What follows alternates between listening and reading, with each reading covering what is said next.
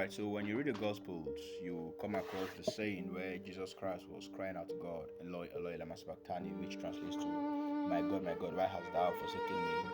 A number of persons do argue, saying that God did not actually forsake him, or they were asking, did God literally abandon Jesus Christ when Jesus Christ needed God the most?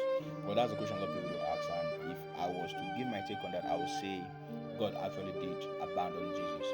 And before you move to conclusion, let me tell you why I do strongly believe personally that God did abandon Jesus Christ on the cross.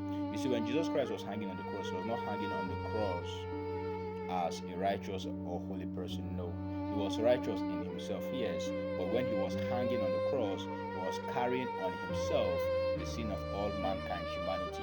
He was hanging on the cross as the sacred Lamb of God.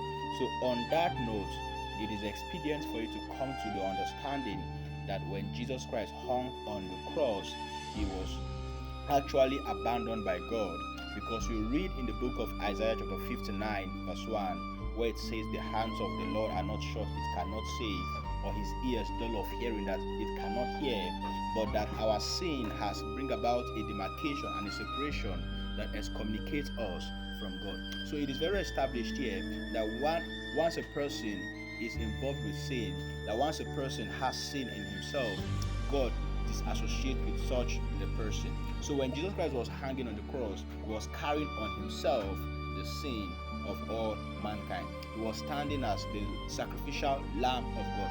So in that state, at that particular time, God actually did what? Abandoned him. So you should get.